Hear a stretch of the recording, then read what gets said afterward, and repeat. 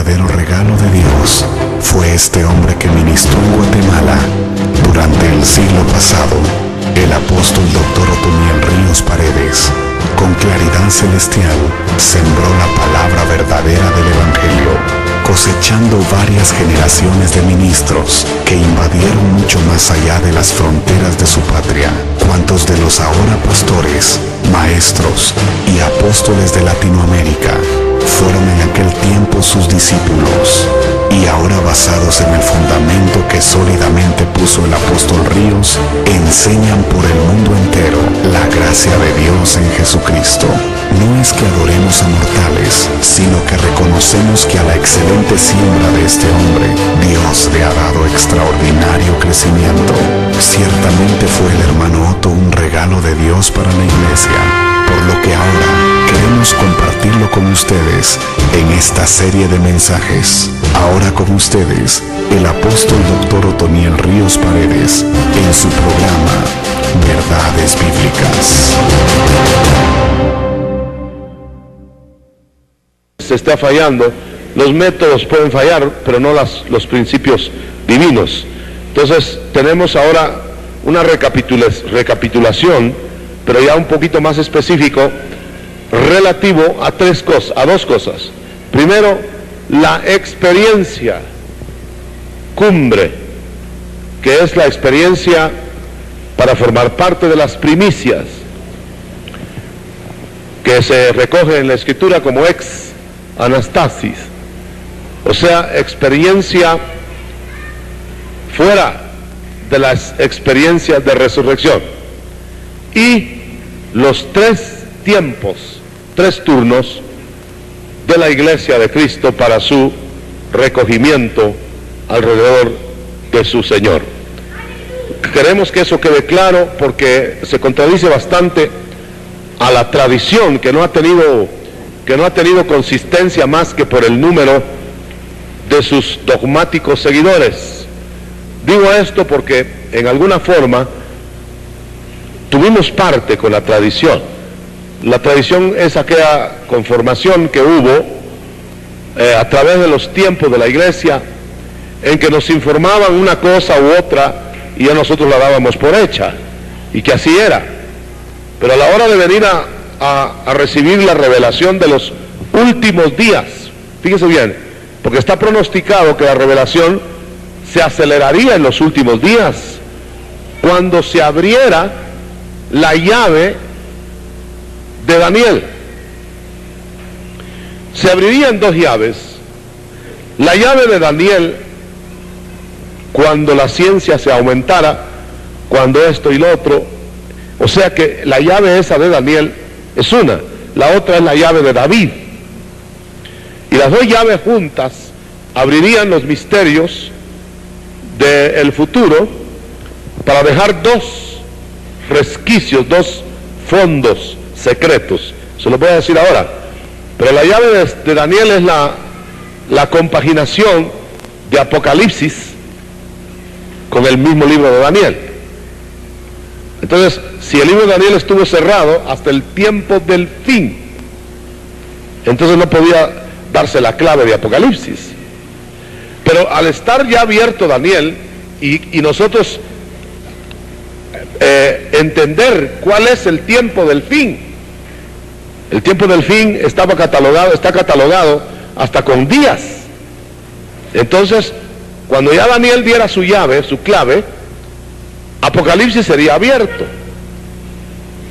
Vamos a decir que de 1962 para acá se aceleró, y va a ver usted por qué el 62, se aceleró el mal en el mundo y se aceleró la ciencia de manera extraordinaria, porque fue el día en que se está supuesto, por muchas razones específicas, que nació el anticristo. Fue el año del incremento mayor de la criminalidad en el mundo, el año del incremento de la música rock ácida. O sea, el rock, los Beatles fueron los iniciadores en el 62. Pero al mismo tiempo se abrió el Apocalipsis y empezaron a haber revelaciones de ese grado. Van a quedar dos lagunas. La primera y por eso es que hay una exanastasis que va a ser explicada. La una laguna es lo que Pablo vio en el tercer cielo, lo que Pablo no tuvo permiso de escribir ni de decir, y luego lo que Juan vio del Apocalipsis, que no tuvo permiso de escribir, que fueron los 7 truenos. Entonces todo eso va a ser revelado, va a ser entregado, y ahora tenemos entonces suma urgencia de explicar la revelación de la iglesia en la tribulación. Eso contradice mucho de lo tradicional, pero lo tradicional no tenía base. Vamos a verlo. Primero, hablemos rápidamente de los 3 tiempos de la iglesia.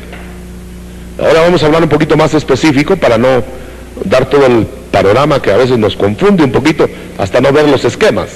Ya con los esquemas es más claro. Usted tiene ahí, hermano, que va a haber un primer tiempo que tiene que ver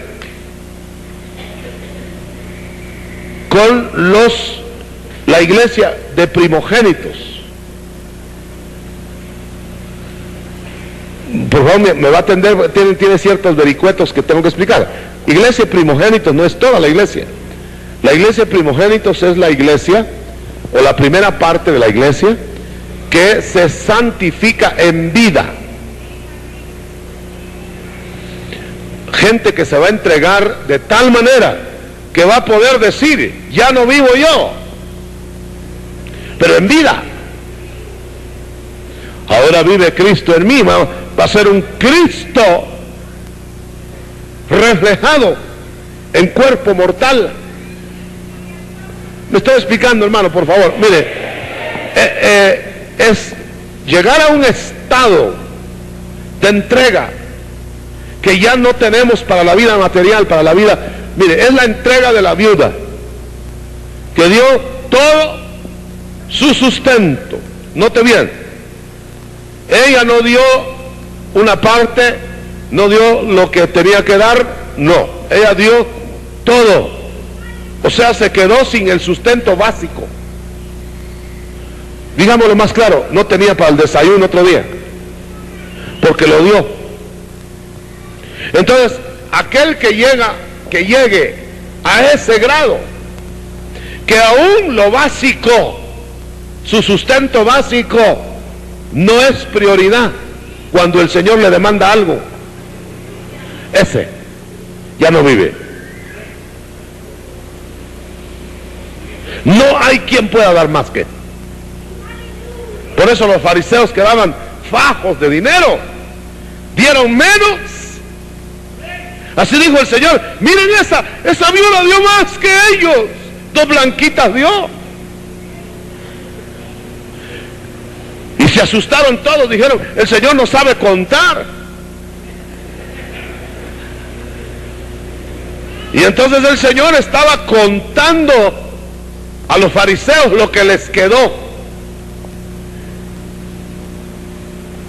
Y a la viuda también.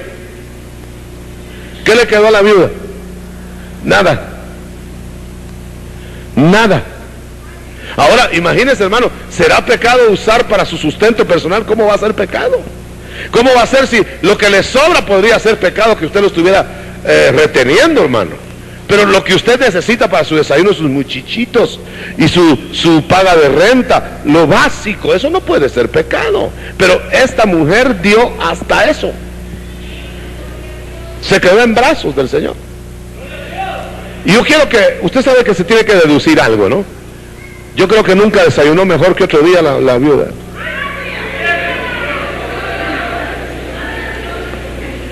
Hay personas hoy día, cristianos, que el Señor les manda el sustento tan sobrenaturalmente.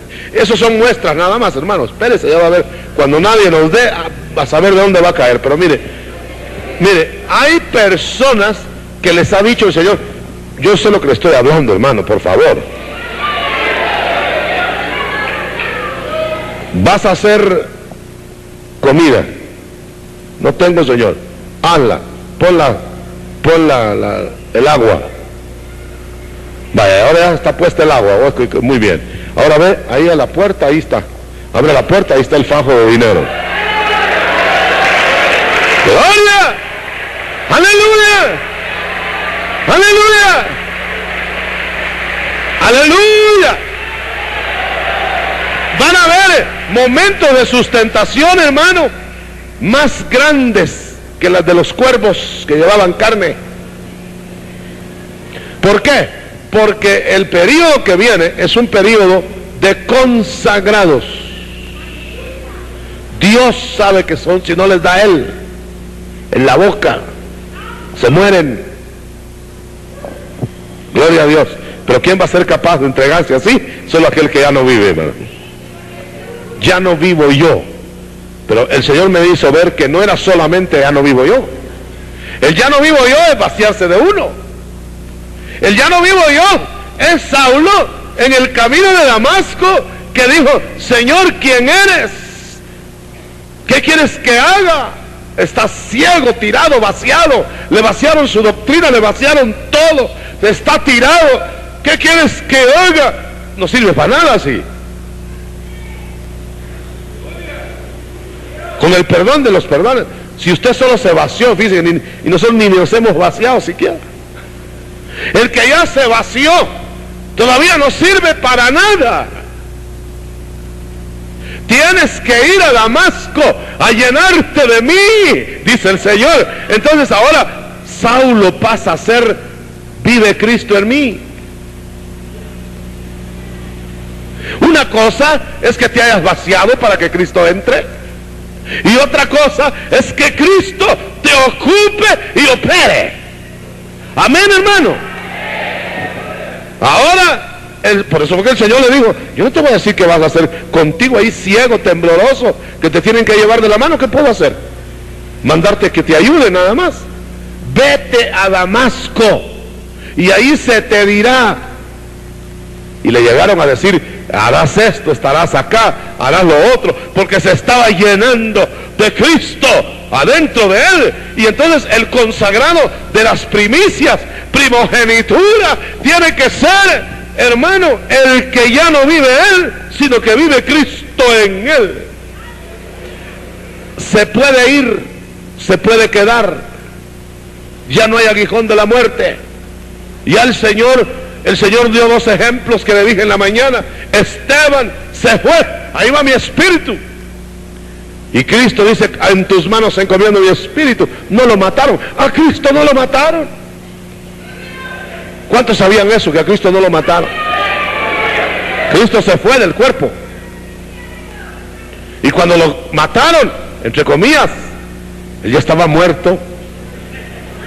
Aleluya. O sea que va a ser gente que va a tener la oportunidad, si van a ser mártires, de irse en el momento en que los van a martirizar, o quedarse con poder, ser preservados sobrenaturalmente. Pero nos va a hablar algo de esto mi hermano Sergio sobre la exanastasis. Entonces déjenme hablar de este detalle de los turnos. Entonces, primicias. ¿Se acuerda usted de que el Señor dijo que Él tenía primicias? Había algo selecto de la cosecha. Bueno, los agricultores tienen que saberlo. Hermano, ¿qué serán las primicias del trigo? O de las cosechas. Son los primeros frutos, quizá selectos, no sé. ¿No hay agricultores aquí? ¿Qué son las primicias, hermano? No le oigo, pero más o menos. Es la primera cosecha, pero en pequeño, ¿no? Digan. Bueno, los primeros frutos, pero en cantidad. Son muestras de toda la cosecha, ¿no? Ah, ok, ahí estamos ya. ¿Sí?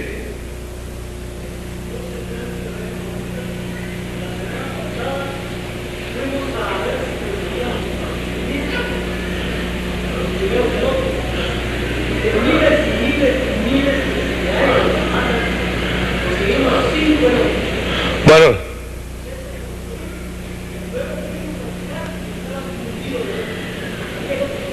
esa es la cosecha. Y no se quedaron otros elotitos tirados por ahí. Bueno, pero supongamos que usted haya dejado elotitos tirados. Es que el hermano está contando que fue a su siembra de lotes de milpa, maíz, y encontró solo una cantidad pequeñita de primicias. Ahí está esto. Luego fue, dice que estaba lleno de mazorquitas de trigo, de maíz. Muy bien, eso sería la cosecha. Pero luego se dejaban tiradas mazorquitas para la gente pobre que llegaran a recogerlas.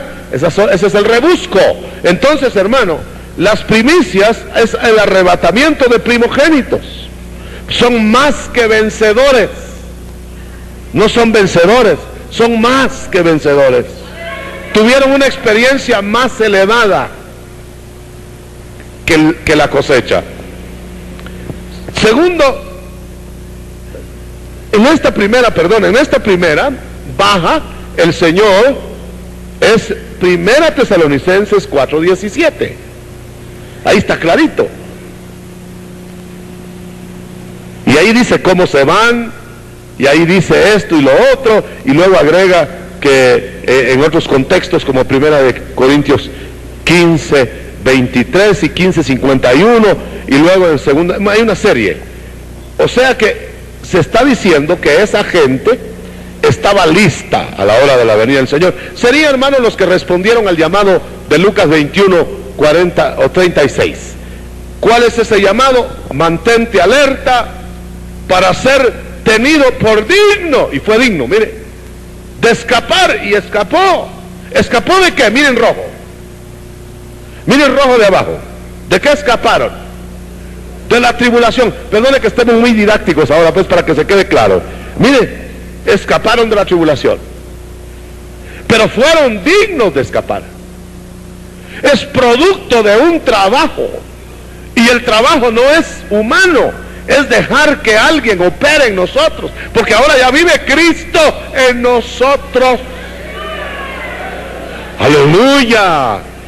Yo creo que ninguno de nosotros ha llegado a ese estado, pero puede llegarse, hermano. Y urge, hay que ponerse en salmuera. Luego viene la cosecha. ¿Cuándo? 3 años y medio, así es, ¿verdad? Después de las primicias. Para ponerlo claro, si el Señor viniera hoy, se llevaría las primicias en su aparición. Se llevaría su liderazgo. Y cuando digo liderazgo, no me refiero a los que están detrás de un púlpito necesariamente, ni me refiero a los que están de diáconos, diaconisas, ancianos. Me refiero a los líderes de Dios, que puede que no los hayan nombrado los hombres, que no los hayan llamado los hombres. Estoy claro en eso, ¿verdad? Porque las primicias no van a ser solo los ministros que están, usted mira, a lo mejor la mayoría de ellos no van a estar entre las primicias. Las primicias son los consagrados de ya no vivo yo, mas vive Cristo en mí. Y serán librados, porque son dignos de andar en vestiduras blancas, serán librados de lo que sigue, la tribulación. 3 años y medio, 1260 días. Apocalipsis 14:14 es ya cuando se levanta el trigo, la cosecha general. Entonces, esa primicia va a estar trabajando en dimensión diferente, como los ángeles trabajarían ahora sobre nosotros. Van a estar trabajando las primicias sobre la cosecha. Es decir, va a haber un auxilio directo de la iglesia arrebatada como primicia, para que ese liderazgo, y esto es lo importante, hermano, porque no es posible que un liderazgo mediocre, un liderazgo sin plenitud de Cristo, lleve a la iglesia a la plenitud de Cristo. Imagínese usted que estemos llamando nosotros los ministros desde el lugar santo a que la gente se meta al lugar santísimo. ¿Cómo va a ser eso? Y hay ministros que lo están llamando que se metan al lugar santísimo los demás, y ellos están en el atrio. Tiene que estar el ministro. Fíjense que Cristo es nuestro modelo. Cristo, para llamar al lugar santísimo, a su sacerdocio, entró primero Él. ¿Cuántos dan gloria a Dios? Y desde adentro, con el incensario, nos está llamando. Dice: mira, el velo ya está roto, pasa adelante, métete al lugar santísimo. Aleluya, métete al lugar santísimo. Deja la mediocridad, déjala ya. Aleluya, déjala, métete. Aleluya, metámonos al lugar santísimo. Por eso tiene que haber primicias. ¡Qué tremendo! Hermano, padecemos de una falta de liderazgo. Nosotros mismos somos responsables de no ser líderes. Nosotros somos, hermano, culpa nuestra de los líderes. No estoy refiriéndome a usted, de los líderes. Porque los líderes quizá hemos llorado en el altar, pero no en la puerta. Hay que meterse a llorar y a gemir. Entonces, ese liderazgo tiene que ser colocado de tal manera que es que acuérdense que se va a enfrentar a brujos de grueso calibre. Ese liderazgo se va a enfrentar a falsos profetas con poderes. Entonces usted se puede imaginar que es que van a hacer esas primicias reflejando a Cristo, que ya no viven ellos, que van a andar por la calle reflejando al Cristo glorioso que llevan adentro. Será la manifestación del verdadero liderazgo cristiano. Y entonces la iglesia se va a ir poniendo a tono con ellos hasta que cobra la estatura del varón perfecto y estará lista para la cosecha la iglesia, hermano. Ahora, esa iglesia de Mateo 24:30 y de Apocalipsis 14:14, que verá al Hijo de Dios venir, es decir, que lo verá accionando para hacer la cosecha con la hoz en la mano, y que lo va a ver al Hijo de Dios. Apocalipsis 14:14 lo va a ver haciendo la vendimia sin bajar, porque el Señor, hermano, en estas dos intervenciones no baja. El Señor se queda arriba en los aires, y desde ahí recoge a sus escogidos, desde ahí maneja las situaciones, desde ahí hace que el liderazgo sea la manifestación gloriosa de los hijos de Dios. Porque ya somos hijos, pero todavía no se ha manifestado todo lo que hemos de ser en ese tiempo. Un aplauso al Señor. Ahí está la clave. Aleluya. Yo quiero estar ahí. Gloria a Dios. Gloria a Dios. Gloria sea su nombre. Quizá ahí los ministerios van a poder llegar a tu gente que no se ha acercado, porque será predicado este evangelio, Mateo 24:14, a todo el mundo. Ahora te puedes imaginar, si no nos dan canales de televisión, no va a haber necesidad. Si no nos quieren dar medios de comunicación, van a ser ministerios tremendos. Van a pasar por un lugar, se convierte la isla entera. Pasan por una nación, revoluciona la nación. Pasan por otro país y encienden el país. Aleluya. Me permite, hermano, yo creo que el diablo no es loco, pero ahí se va a enloquecer. Porque va a encontrar un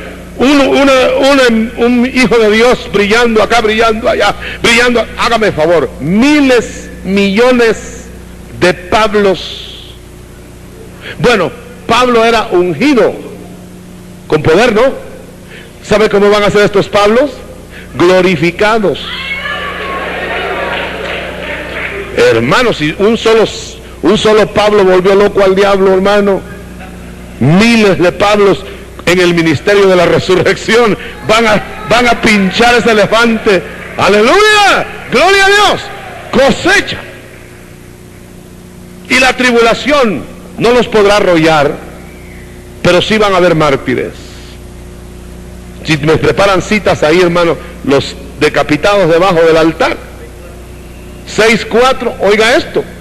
Esos son los mártires de ese trecho, del trecho de la tribulación. O sea que sí va a preparar el Señor. Pero no se preocupe si le toca ser mártir. No se preocupe tanto. Mire, porque los que va a ser mártires el Señor, Hebreos capítulo 11, hay que leerlo completo. Usted va a ver que los va a preparar como prepara a los que van a vivir. Va a poner ángeles allá a un lado, les va a abrir el cielo, ahí van a estar las ametralladoras mirándolos para otro lado, esos felices que ya van a dar el paso de irse ahí nomás, los ángeles auxiliándolos, pero van a morir. ¿Cómo dice? Apocalipsis.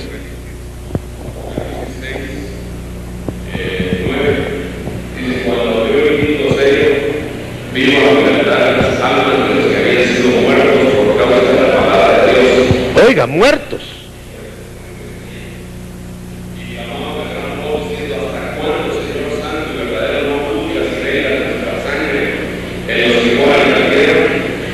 Mire, ellos ya no están en la tierra, ¿no? Pero están reclamando: ¿hasta cuándo vas a vengar a los que nos mataron? Seguí, varón.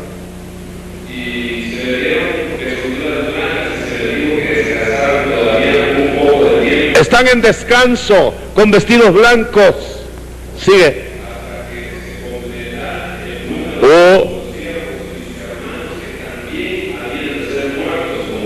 Oiga eso, espérense, tienen que morir otros igual que ustedes. ¿Lo nota? Que va a haber va a haber una tribulación que va a tener mártires. Pero también va a haber una tribulación que no va a poder arrollar a los héroes de la fe. Y ellos, los héroes de la fe, van a diseminar el evangelio del reino con poder, con potencia en todo el mundo. Lo que yo recibí claramente, yo quiero pasarlo, transmitirlo a usted. La trompeta de la iglesia no se puede transferir.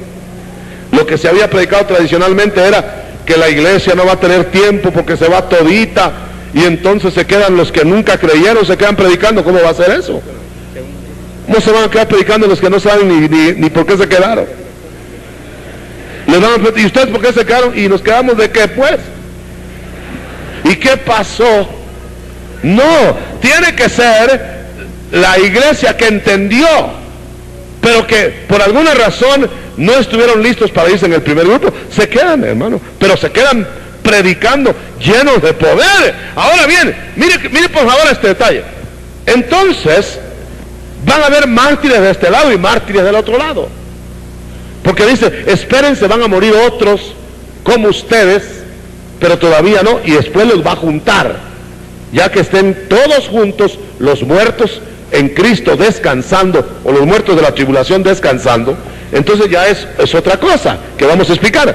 Pero ahora ahí, en la gran tribulación, cuando viene el levantamiento de la cosecha, el Señor no desciende hasta la tierra. Mateo 24, 30 y 31.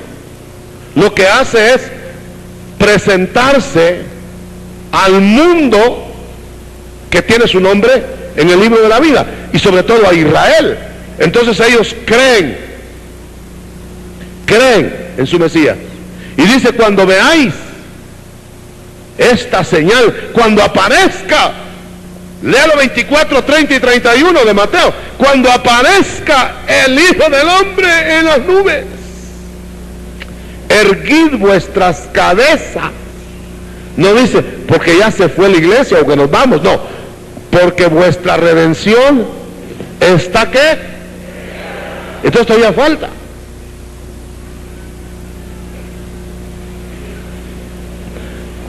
Yo creí que ya nos habíamos ido.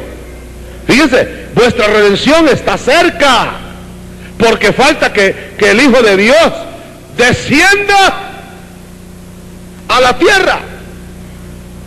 Ahora, ¿cómo va a ser ese asunto? Entonces se llevó el trigo y pisó el lagar. Eso quiere decir, hermano, que va a entrar van a entrar los juicios a Israel. Y ese pisar del lagar es la ira sobre las uvas agrias. Y va a haber vendimia de las uvas agradables, pero va a haber machacamiento de uvas que no sirven, porque se llenarán el mundo de sangre hasta los frenos de los caballos. Esa es la pisada del lagar. Ahora note, y entonces viene el festín de las aves, la gran cena de las aves, porque va a haber el Armagedón. Se prepara el Armagedón, guerras horrorosas, atómicas y todo. En esa gran tribulación se levantó el trigo. Entonces el trigo, note, el trigo escapa de la gran tribulación. En cambio, las primicias escapan de la tribulación. Quiere decir que los únicos que van a ser efectivos, Lucas 21:36, son los de las primicias. Se he tenido por digno de escapar de todas esas cosas. En cambio, los que ya se quedaron algunas de esas cosas, escaparán de las últimas. ¿Está claro, hermano? Muy bien, sigamos. Entonces, así que se almacena el trigo en los graneros del Señor. La paja es atada en manojos. Se aproxima el Armagedón. Entonces todos los manojos van a ser metidos a la grande tribulación y van a ser muertos. Imagínense que para 1990 una cuarta parte de la humanidad va a morir de SIDA. Es solo para que se asuste. Puede escapar, ¿no?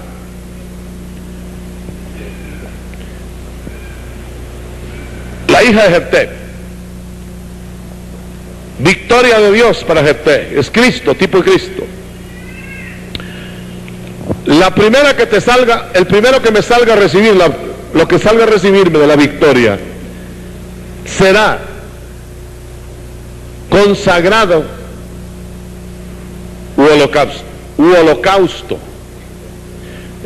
En la Biblia de las Américas se lee así, porque la hija de Jefté es tipo de lo primero que va a salir en la victoria de Cristo.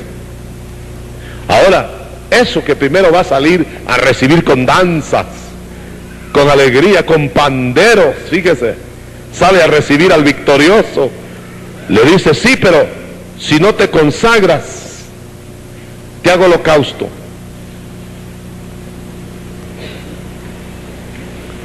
¿Qué le suena? Si no le suena, ahorita le va a sonar. Léelo. Lo van a leer primero. Jueces 11:31. En la Biblia de las Américas dice: sucederá que cualquiera que salga de las puertas de mi casa a recibirme cuando yo vuelva en paz de los hijos de Amón, será del Señor o lo ofreceré como holocausto. Oiga eso, ¿sabe qué quiere decir? El Señor nos habló muy claro en eso. Nuestras Biblias pusieron ahí que era pero es o. Entonces, la diferencia es esta: o te consagras o me consagro ante el victorioso, o me voy al fuego del holocausto, o voy a ser salvado en la ceniza. Nota eso.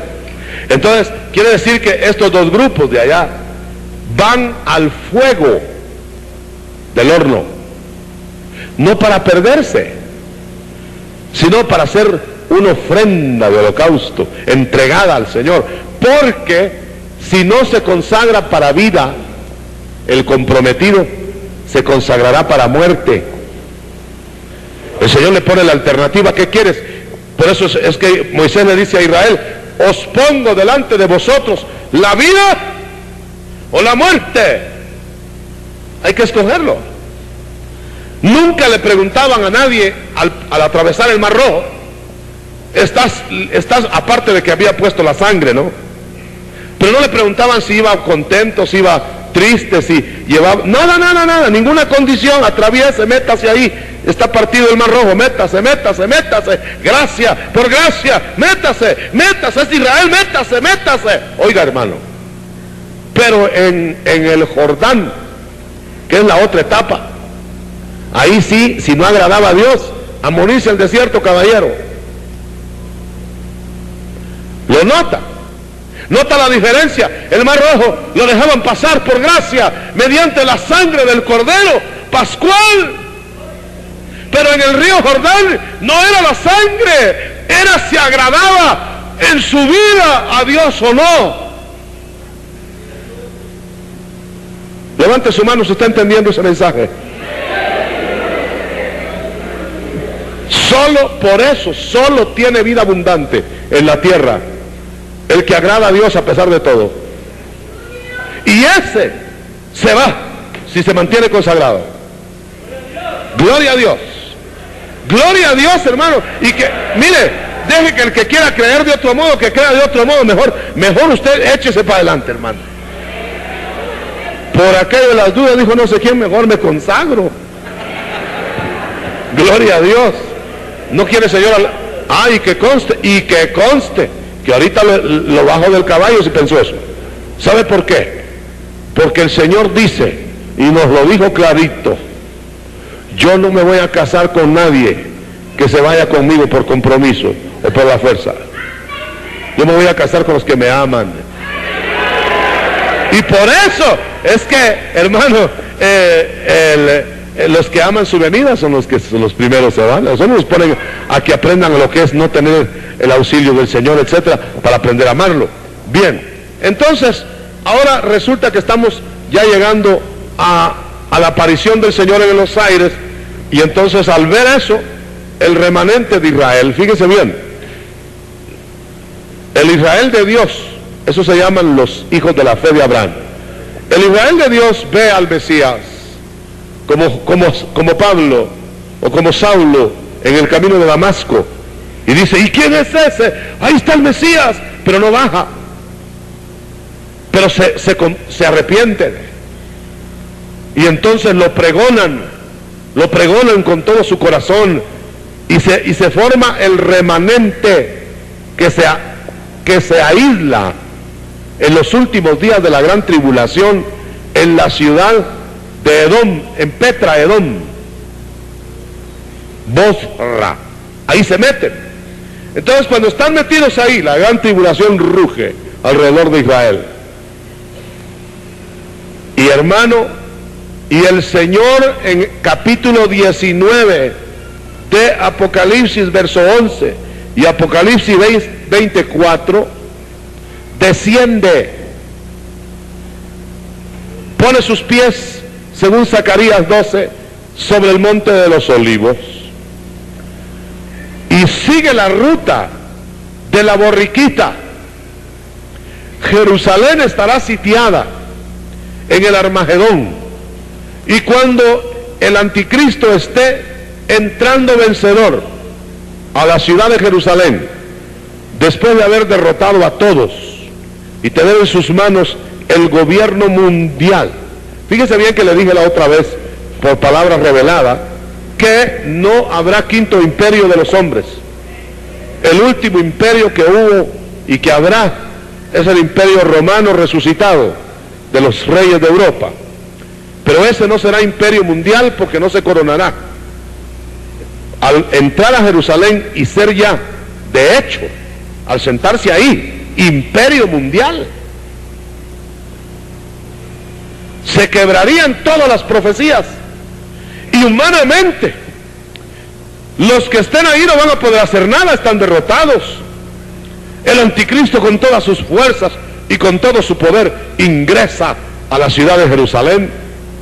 Por eso el Señor les dijo, yo vine en el nombre del Padre cuando llegó con la borriquita, pero vendrá otro en su propio nombre y a ese lo van a recibir. Ahí se va a cumplir. Y como los hombres no lo van a poder derrotar, se abre el cielo, el anticristo ni cuenta se da, y baja en el monte de los olivos el Señor, se va a Edom, libera al remanente que está muriendo encerrado en la ciudad Petra. Sigue la ruta de la borriquita, pero ahora en caballos blancos. Aleluya. Y nosotros viniendo con él. Aleluya. Esa es la segunda venida. Ahora yo quiero que note una cosa. De esa segunda venida, para las primicias han pasado 7 años. Ahora sí está entendiendo, ¿verdad? O sea que para que todo suceda, y fíjese que el año 2000 tiene que coger ya el reino restaurado. Para que todo suceda tiene que suceder 7 años metidos más acá. Es inminente, de todas maneras está cerca, hermano. Sea las cuentas que haga, que las haga de aquí para acá o de acá para acá, le va a salir lo mismo, está cerca la venida del Señor. ¡Aleluya! ¿Cuántos le decimos, ven, ven Señor, ven ahora? A mí me gustó mucho, yo voy a hacer un paréntesis para otra cosa. Me gustó mucho una vez que vi un rotulito en una casa muy sencilla, ya en la zona 5 ya se caía la casa encima del rótulo. El rótulo era más caro que la casa. Y el rótulo decía, con todas las faltas de ortografía que usted puede imaginar: si el Señor hubiera venido ayer, decía, ¿dónde estuviera usted hoy? Mire, me consternó eso, hermano. Hasta se me olvidó que tenía faltas de ortografía. Regresé a leer el rótulo y lo volví a leer, y no vaya a creer, me puse nervioso. Porque esa es la verdad que ignoramos. Usted dice que se va a preparar ahora, yo también me voy a preparar. Pero ¿qué tal si hubiera venido ayer? ¿Dónde estaría usted hoy? Y hay un aporte que me dio un hermano pastor hace un momento.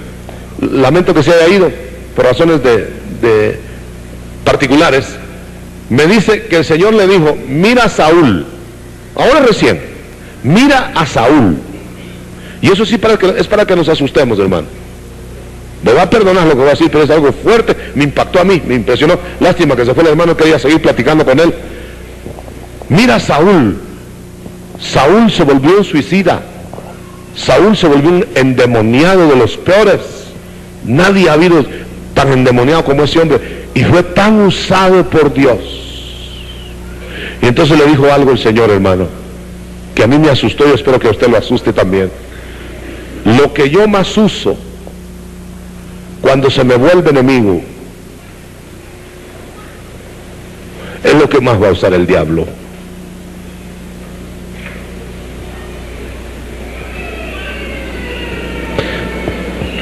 Pero le señaló y le dijo: pero miren lo que paró Saúl. Era un ungido de Dios, humilde, que no quería, hasta entre las valijas se metió, no quería salir para ser rey. Y cuando le dijeron: castiga a tus enemigos ahora que eres rey, no, yo soy muy sencillo, muy humilde. Y mire cómo terminó, hermano, enloquecido de parte de Jehová, hasta suicidarse. Óigame bien, hermano, Dios, lo que no se le da, lo destruye, que se ha comprometido con él. Qué cosa más terrible. Vamos a ver, y sabe que ese hermano, se lo dijo el Señor, a causa de un hombre endemoniado que hay en cierto lugar del país. Como nunca han visto un endemoniado. Lo han tenido que amarrar, lo han tenido que encerrar, no se libera, no hay nada que pueda hacerse aparentemente por él. Y era un siervo muy usado, que se volvió contra Dios.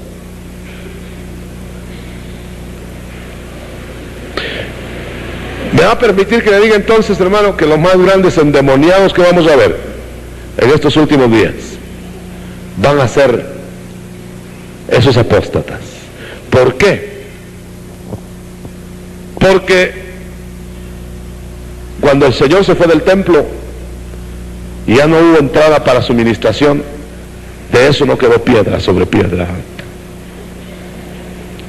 Pongamos nuestras barbas que no tenemos en remojo.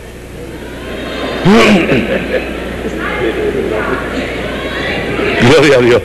Y todavía hay quienes se andan preguntando que si los demonios molestarán a los cristianos. Muy bien, ahora yo soy partidario de que la batalla es con nosotros, hermano. Los del mundo ya los tienen entre la bolsa. Muy bien, ahora déjeme que termine, soy yo el que no dejo, ¿verdad? Reino. Bueno, se acabó, el Señor descendió, se iba a sentar el anticristo y lo quita el Señor con el resplandor de su venida y se sienta Él como Rey de Reyes. ¡Aleluya! ¡Gloria a Dios! ¡Gloria a Dios!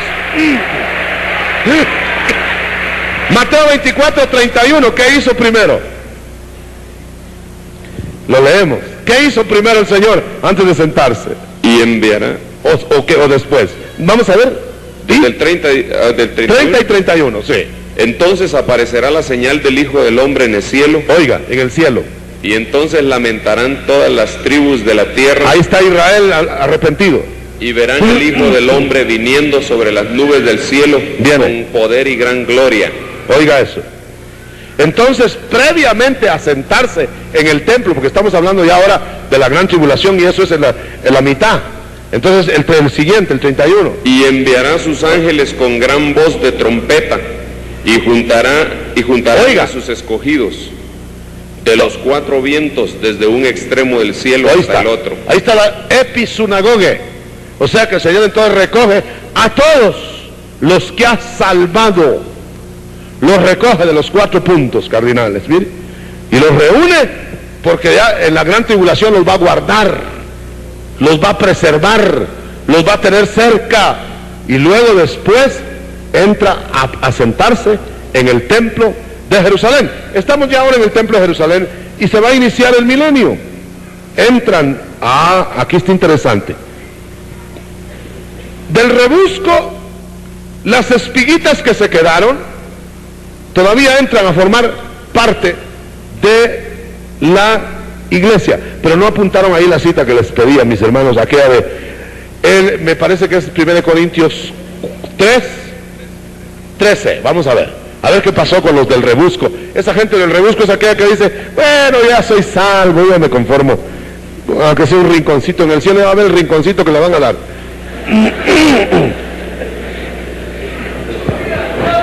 Óigalo. La obra de cada uno se hará manifiesta, porque el día la declarará, pues por el fuego será revelada, y la obra de cada uno, cual sea, el fuego la probará.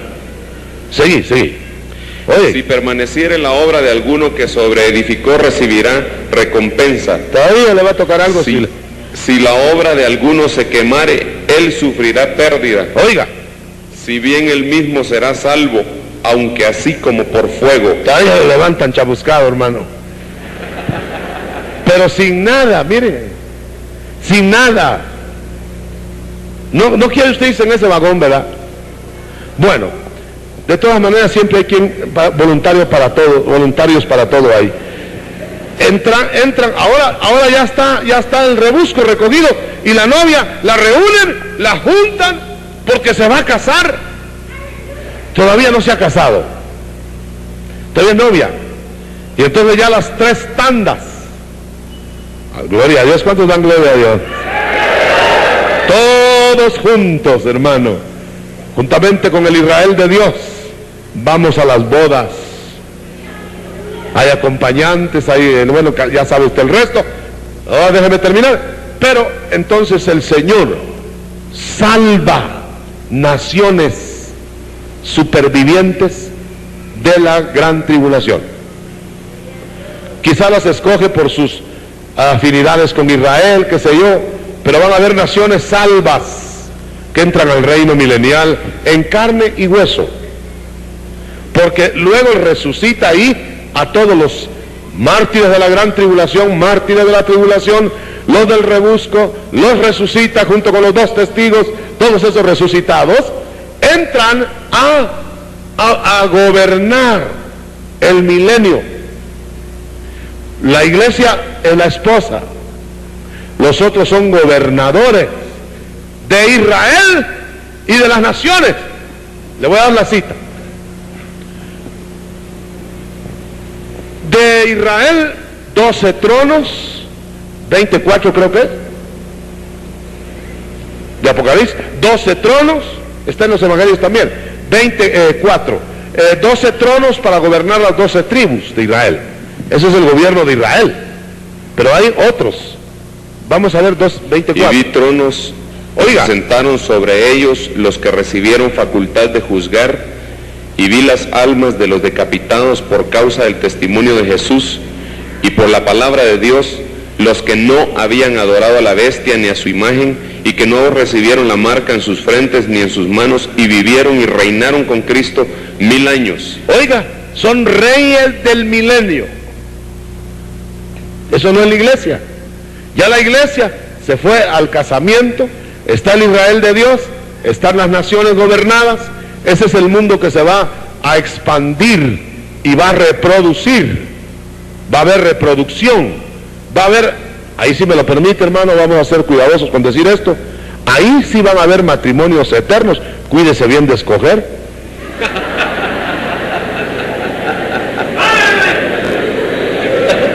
Ahora, como a veces los matrimonios son de 8 días, pero fíjese hermano, que entonces van a haber familias en el reino, pero no en los resucitados, ni en los transformados. Toda la gente que se va a ir en la iglesia, los que se van a levantar para ir allá arriba, hermano, todos ellos, todos van a ser sin reproducción. Seremos como los ángeles, que no se casan ni se dan en casamiento. Será una familia eterna del Señor. Bueno, esa es otra clase de gloria. Hasta ahí se va a sublimar el celibato. ¿Por qué se quiere hacer el celibato antes?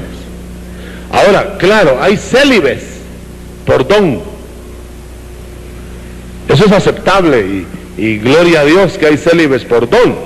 Pero el que no tenga el don es mejor que se case. Le hacemos el casamiento de la tarde si quiere. Porque hermano, el celibato sublimado, del cual se quiere hacer una copia en la tierra sin don, es este. Cuando no habrá nada que ver con esa área, que es la que ha dado el 99.99% de los pecados.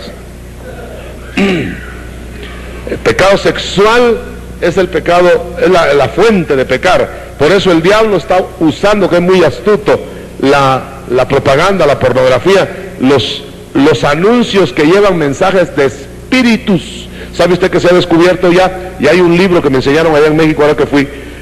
Ya se descubrió perfectamente, muchos lo deben saber, que la promoción de productos está hecha sobrenaturalmente con mensajes de espíritus. Se han encontrado rotulaciones en las grandes ciudades que las hacen secretamente con ciertas clases de pintura, cierto, que cuando están haciendo la base es un mensaje diabólico, y luego lo cubren con botellitas y con cositas y mujeres desnudas y no sé qué más cosas, y parece inocentón el cuento por encima. Y está dando mensajes todo el día, 24 horas. Lo de abajo. Está probado que hay gato encerrado ahí. Y la gente está siendo obligada por espíritus a comprar ciertos productos, a beber ciertas aguas, a hechizarse personalmente. No se vaya a asustar, hermano. Jabones están hechizando gente. Perfumes, productos de alimento básico en serie están hechizando. Oh hermano, hermanito, créalo, la ciencia misma, no la religión, está descubriendo eso, que hay una hay una compulsión por tratos secretos que los están poniendo en láminas. Oh, tremendo, hermano, para dominar a la humanidad. Y hay gente que ya no puede vivir si no usa el jabón tal y el perfume cual, y para polvos de amor y polvos de desamor.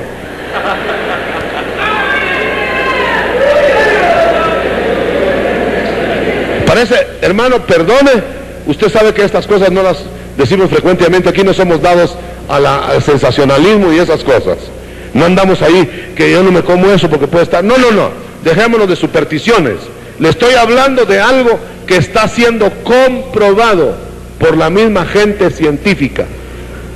Le estoy hablando de algo que la Biblia lo sugiere y ahora lo entendemos mejor. Porque hay gente que cuando se dice de hechizo se ríe. Y yo también me reía a carcajadas hasta cierto día, que ya no me reí más. Sí, hermano, por favor, el que tenga oídos, óigalo. Aleluya. ¿Sabe una cosa, hermano, que dice que las hechicerías que hace el mundo son efectivas para el que le pega, ¿no? Oiga bien, y como dijo un hermano, ¿qué hacen los ladrones? Robar, ¿verdad? Sí, ¿verdad? ¿Y qué hacen los que hechizan? Hechizar, así que hay hechicería. No es charlatanería, no es nada más. Bueno, ya después de ese susto, usted se va a convertir en una persona que va a buscar al Señor. Todos los que entren vivos al milenio son de carne y hueso. Los que van a entrar resucitados son los gobernantes. Hermano, se cerró ahí lo que queríamos decir. Creo que ahora sí quedó más claro que en la mañana me asusté de ver tanta gente. Pero ahora que está la misma gente ya no me asusté. ¿Qué sería? Como que ahora veo que usted, hermano, quiere entender la verdad, quiere saber lo que el Señor le está diciendo. Yo tengo la sensación, hermano, de que no van a salir iguales de acá. Yo no voy a salir igual. Yo estoy muy consternado, hermano, muy impactado, muy impresionado, y eso no le hemos contado las experiencias que tuvimos anteayer. No se las vamos a contar tampoco ahora, porque... Pero, hermano, están sucediendo cosas grandes, confirmatorias, sobrenaturales, distintos puntos. No viene al caso por razones muy especiales que tengamos que explicar estas cosas, pero hermano, todo esto se ha ido armando a base de revelaciones, de citas que el Señor ha dado, de pasajes enteros en que el Señor está confirmando su palabra. Pero hay un detalle que usted no se debe ir, no se vaya por favor sin que se lo expliquemos: la ex-anastasis. Esa es la sensación del momento, si usted quiere llamarle sensación. Pero yo creo que es la parte más difícil de captar. Acuérdense que para captar eso hay que estudiarlo, hay que verlo, hay que comparar ciertas versiones, pero hay una meta para la cual el Señor llamó gente. No para resucitar así, sino que hay gente, y no quiero empezar, pero hay gente que el Señor le dijo: cree mi palabra y no morirás jamás. Y hay gente que le dice: cree en mí y aunque te mueras, yo te resucito en el día postrero. Esa es otra clase. Pero qué tal si le dice el Señor a usted: mira, tú, si crees mi palabra, no te vas a morir nunca. Bueno, dice usted, en el arrebatamiento las primicias van a haber transformados vivos, pero está hablando de una experiencia anterior a eso. Yo le voy a dejar aquí el momento, hermano, que es el que mejor lo explica, porque ha recibido algo de esa sección, bastante. Vamos a pedirle al hermano Sergio que nos explique eso, así como lo ve él. Por favor, ponga toda su atención, hermano, porque una tergiversación de esto puede provocarnos problemas. Estamos exponiendo lo que hemos recibido, porque usted lo debe saber, y es una meta del creyente de mejor altura. Pablo dijo que para esto, óigalo bien, para la ex-anastasis había sido él llamado, y que tenía miedo de resbalarse, y que tenía el deseo de alcanzar eso, aunque todavía no lo había alcanzado. pero después dijo que ya lo había alcanzado. Vamos a ver. Bueno, hermanos, yo creo que primero hay que explicar un poco acerca de lo que es la anastasis, para que no quede ninguna confusión. Anastasis es una palabra griega que significa resurrección. En la Biblia se utilizan 3 palabras para decir resurrección. Una es anastasis, otra es egeiro y otra es anistemi. Todas estas significan resurrección. Esa resurrección se refiere a la primera resurrección, es decir, a la resurrección de vida. Entonces, si lo miramos ahí, usted puede ver que la resurrección que fue que el Señor sufrió, la resurrección que Él tuvo, es una anastasis. Luego la resurrección que dice en 1 Corintios 15:51, los muertos en Cristo resucitarán primero, es una anastasis también. Y luego la resurrección de los 2 testigos también es una anastasis. Y la resurrección de los de la gran tribulación del final es una anastasis también. Y la resurrección de los del milenio es una anastasis. Entonces viene Pablo en el libro de Filipenses capítulo 3 verso 11, y si lo vamos leyendo, hermano, yo le voy a invitar a que lo vayamos leyendo detenidamente, porque no nos gustaría que hubiese una confusión. Filipenses capítulo 3 verso 11 dice, ¿ya lo tiene? ¿Sí? Dice, si en alguna manera, está hablando Pablo, yo llego a alcanzar la resurrección de entre los muertos. Pero hermano, si usted se da cuenta, la resurrección de entre los muertos venía desde acá, desde Jesús. Venía, todo esto era la resurrección de entre los muertos, desde acá hasta acá. Entonces era ilógico que Pablo estuviera diciendo, voy a ver si alcanzo alguna de estas resurrecciones. Si Pablo daba la talla más elevada que la de Lázaro, y a Lázaro Marta le dice, sí Señor, yo sé que lo resucitarás en el día postrero. Entonces Pablo no estaba dudando de esa resurrección, pero en el original griego dice, yo quiero ver si alcanzo la ex anastasis.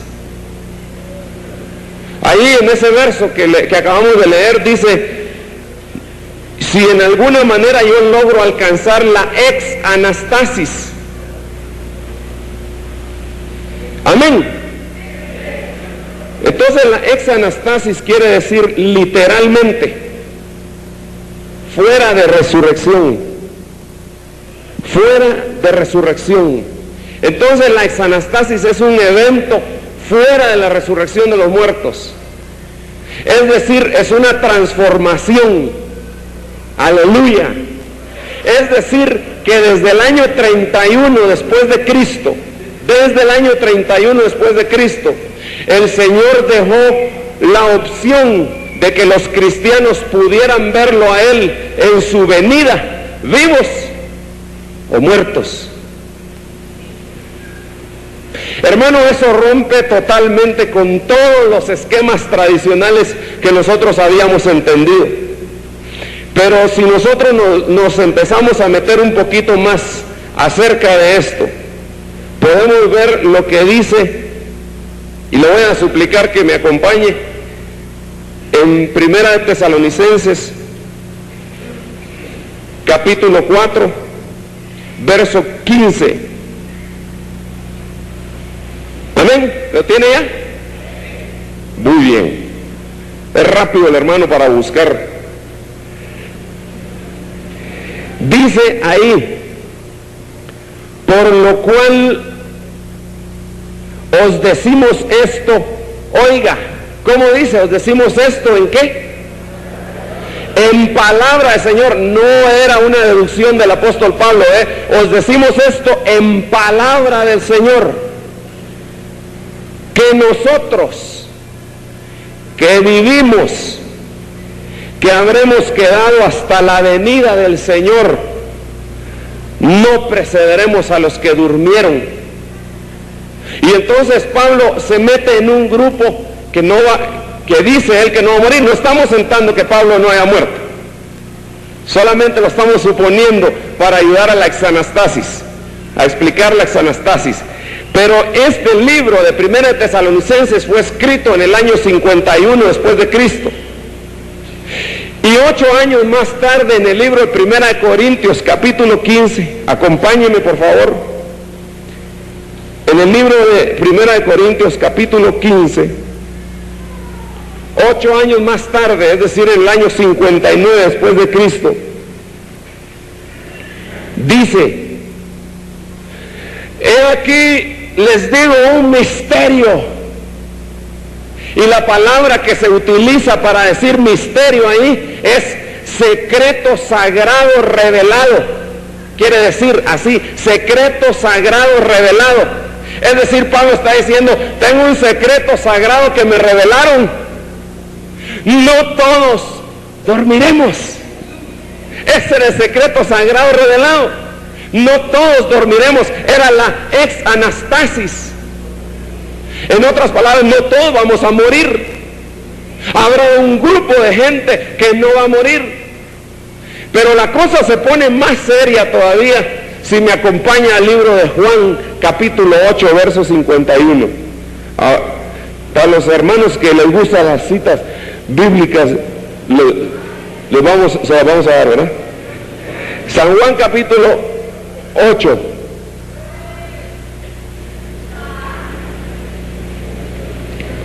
San Juan capítulo 8, verso 51, ¿lo tiene? Oiga cómo dice, hay unas versiones que tergiversan un poquito lo que ahí dice, pero oiga cómo dice esta versión.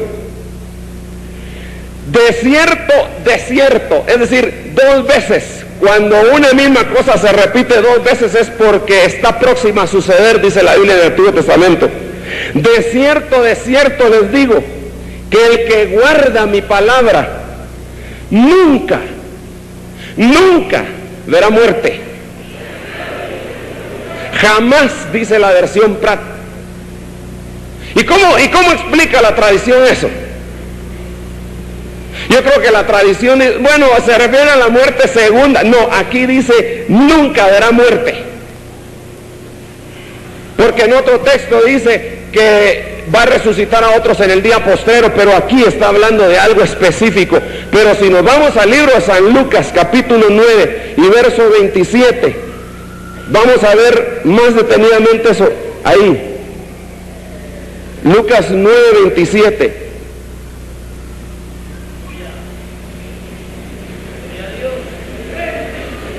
¿Lo tiene ya? Oiga cómo dice: pero os digo en verdad, Jesús hablándole a sus discípulos, que hay algunos de los que están aquí que no gustarán la muerte hasta que vean el reino de Dios. Y el paralelo de este, que es Mateo 16, 28, dice, miremoslo, Mateo 16, 28.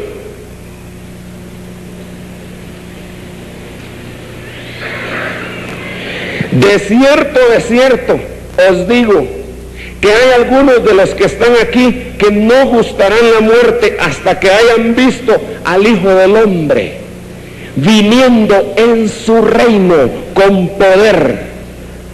No estaba hablando de la transfiguración como dice la tradición. La tradición dice, es que 6 días después se fueron al monte y en el monte ahí vieron al Señor. No, es el reino de Dios venido con poder. Entonces, pero vámonos al libro de Juan, capítulo 21.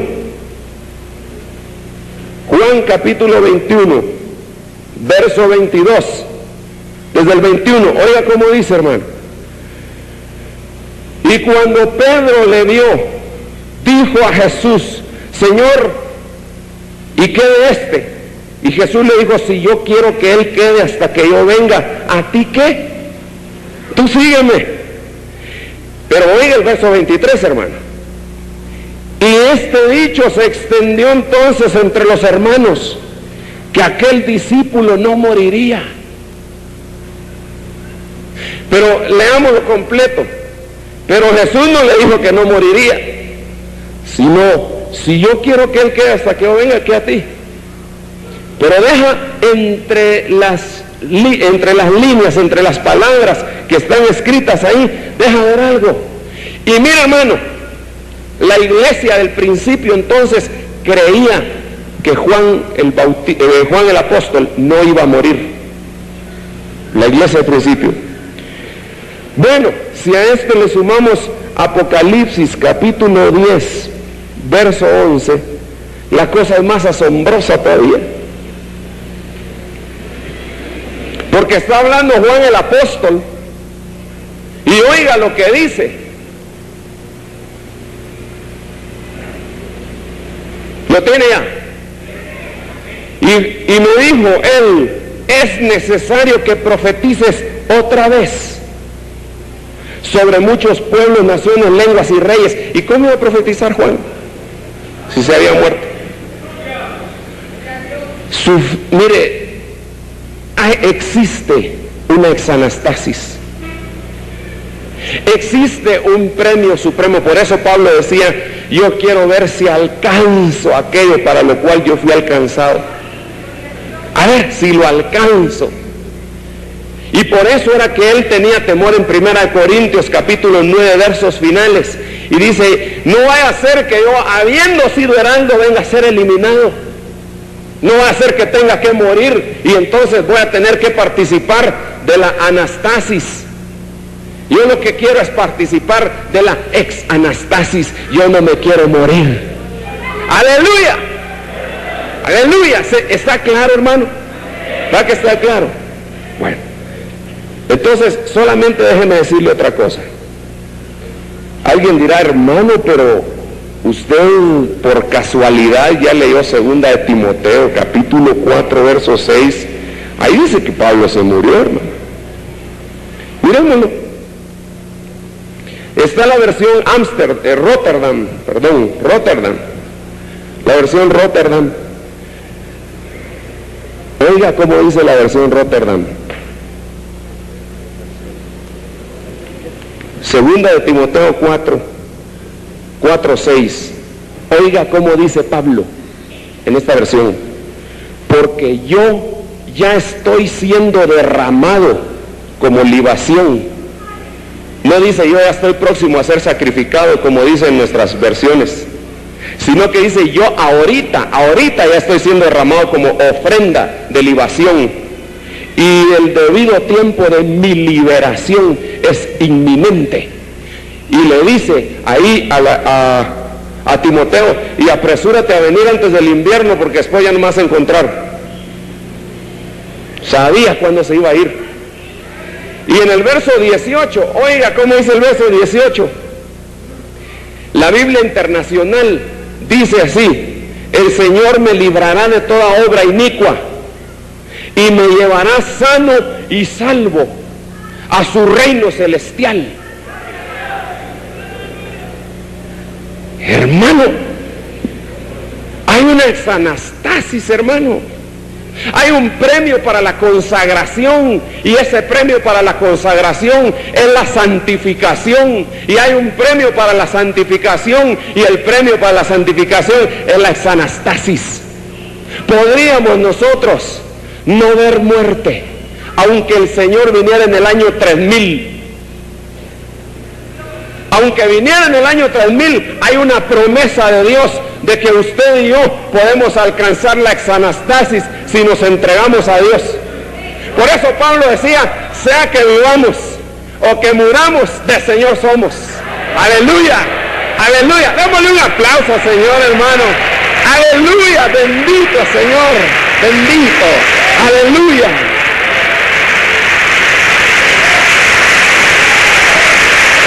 Aleluya. Hermano, yo creo que Démosle un aplauso a los que nos vamos a ir vivos. aleluya. Amén.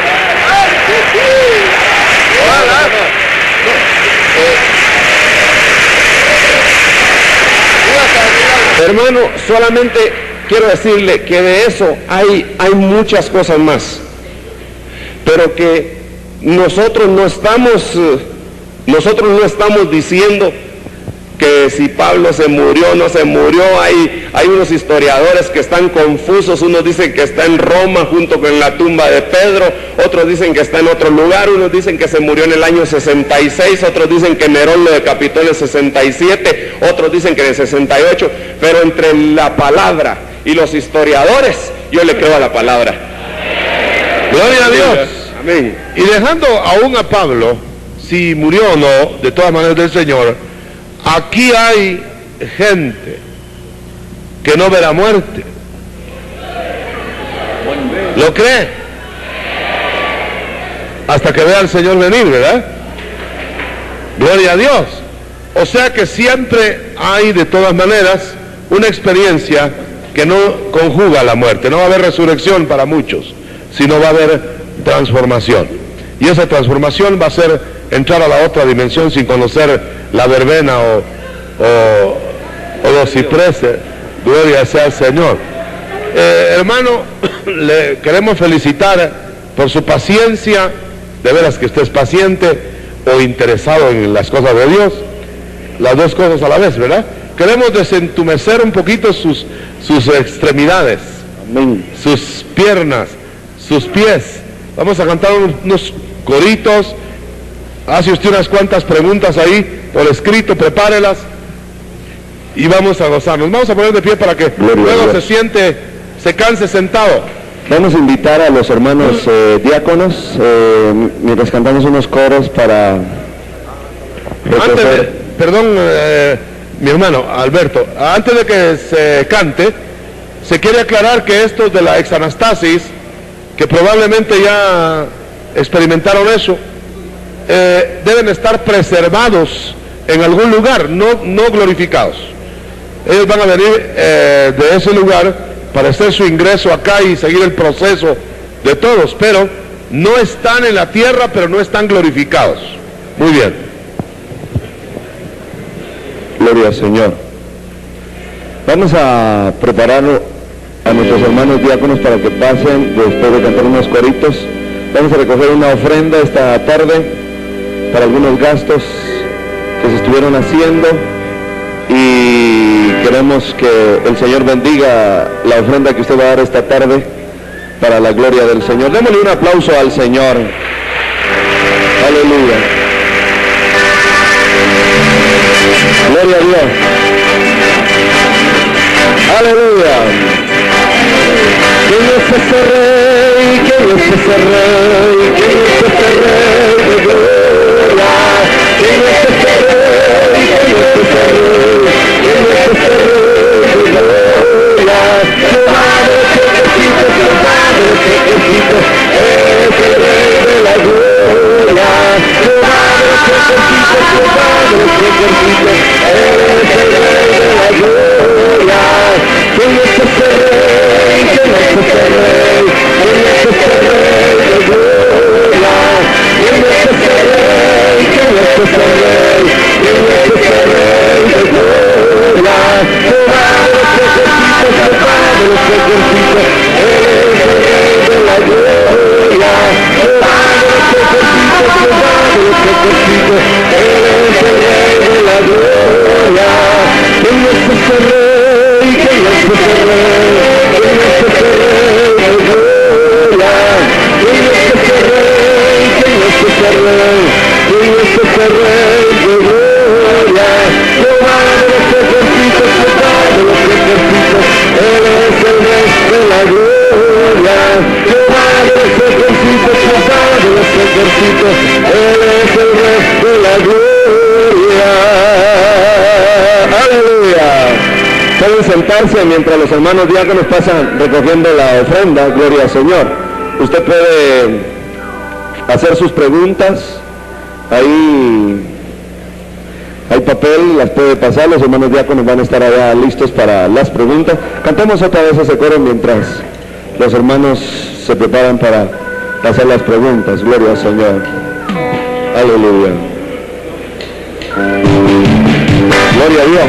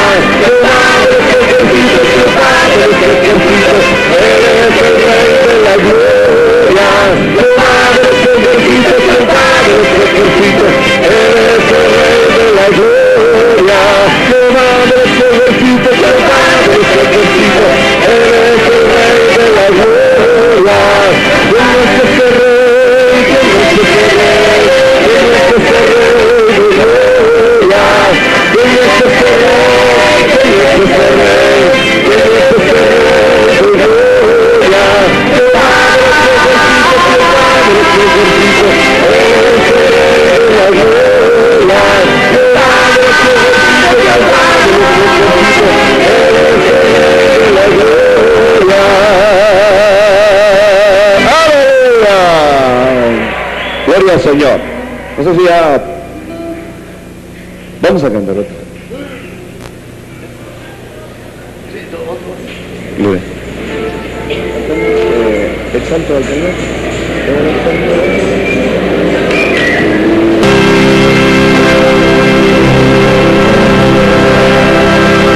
Exalto al Señor, exalto al Señor, cantaré la gloria de su majestad, cantaré su gracia y de su gran bondad, porque yo tengo libertad. Exalto al Señor, exalto al Señor, exalto al Señor, cantaré la gloria de su majestad, cantaré su gloria de su gran bondad, porque yo tengo libertad. Exalto al Señor, venid a alabar a mi Señor, mi Salvador, venid a alabar a mi Señor Cristo Jesús, mi Salvador, venid a alabar a mi Señor, mi Salvador, venid a alabar a mi Señor Cristo Jesús, mi Salvador. Exalto al Señor, exalto al Señor, cantaré la gloria de su majestad, cantaré su gracia y de su gran bondad, porque yo tengo libertad. Exalto al Señor, exalto al Señor, exalto al Señor, cantaré la gloria de su majestad, cantaré su gracia y de su gran bondad, porque yo tengo libertad. Exalto al Señor, exalto al Señor, exalto al Señor, cantaré la gloria de su majestad, cantaré su gracia y de su gran bondad, porque yo tengo libertad. Exalto al Señor, venid a alabar a mi Señor, mi Salvador, Un verdadero regalo de Dios fue este hombre que ministró en Guatemala durante el siglo pasado, el apóstol Dr. Otoniel Ríos Paredes.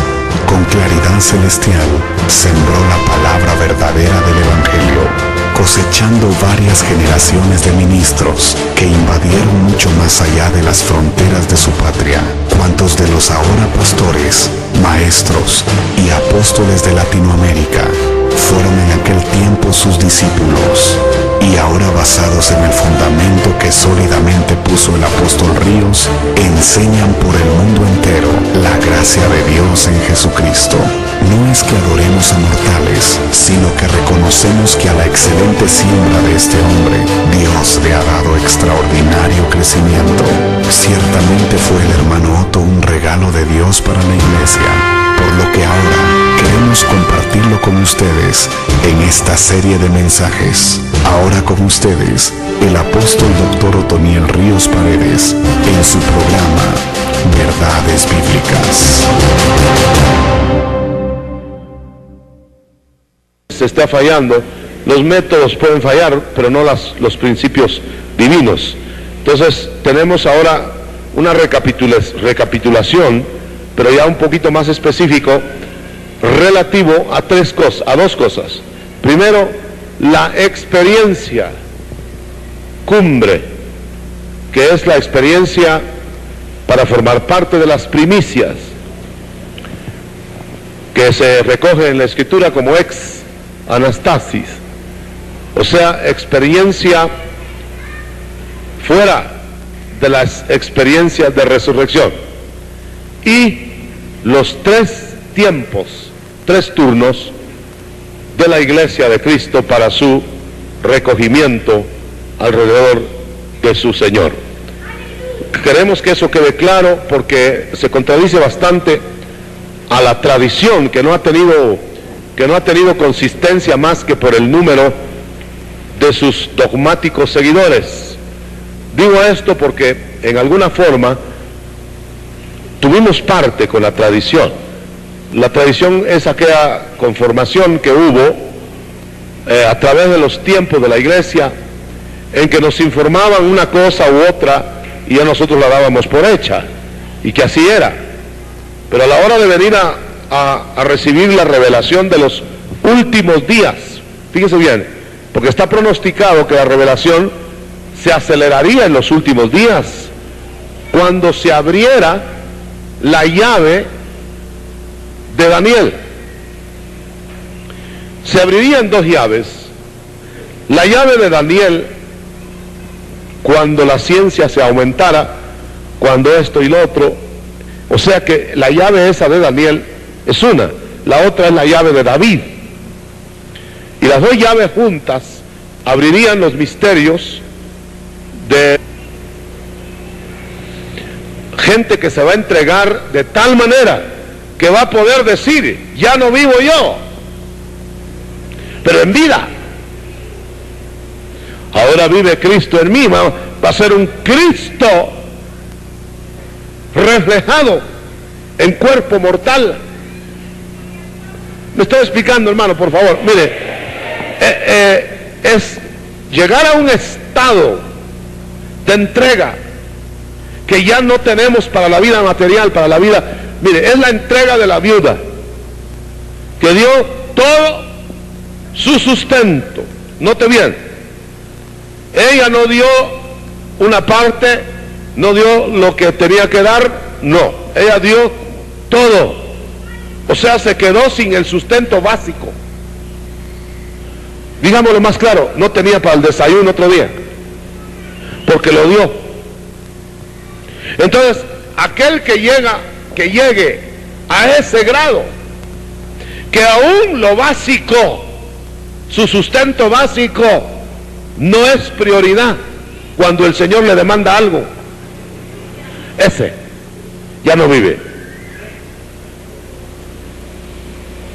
No hay quien pueda dar más que.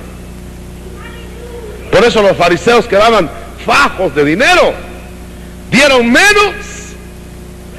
Así dijo el Señor: miren, esa viuda dio más que ellos, dos blanquitas dio. El futuro, para dejar dos resquicios, dos fondos secretos, se los voy a decir ahora. Pero la llave de Daniel es la compaginación de Apocalipsis con el mismo libro de Daniel. Entonces, si el libro de Daniel estuvo cerrado hasta el tiempo del fin, entonces no podía darse la clave de Apocalipsis. Pero al estar ya abierto Daniel y nosotros entender cuál es el tiempo del fin, el tiempo del fin está catalogado hasta con días. Entonces, cuando ya Daniel diera su llave, su clave, Apocalipsis sería abierto. Vamos a decir que de 1962 para acá se aceleró, y va a ver usted por qué el 62, se aceleró el mal en el mundo y se aceleró la ciencia de manera extraordinaria, porque fue el día en que se está supuesto, por muchas razones específicas, que nació el anticristo. Fue el año del incremento mayor de la criminalidad en el mundo, el año del incremento de la música rock ácida. O sea, el rock, los Beatles fueron los iniciadores en el 62. Pero al mismo tiempo se abrió el Apocalipsis y empezaron a haber revelaciones de ese grado. Van a quedar dos lagunas. La primera, y por eso es que hay una exanastasis que va a ser explicada, la una laguna es lo que Pablo vio en el tercer cielo, lo que Pablo no tuvo permiso de escribir ni de decir, y luego lo que Juan vio del Apocalipsis, que no tuvo permiso de escribir, que fueron los 7 truenos. Entonces todo eso va a ser revelado, va a ser entregado, y ahora tenemos entonces suma urgencia de explicar la revelación de la iglesia en la tribulación. Eso contradice mucho de lo tradicional, pero lo tradicional no tenía base. Vamos a verlo.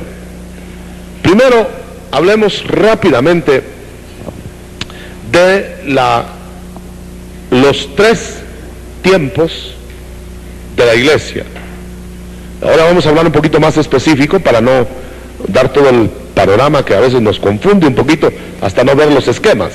Ya con los esquemas es más claro.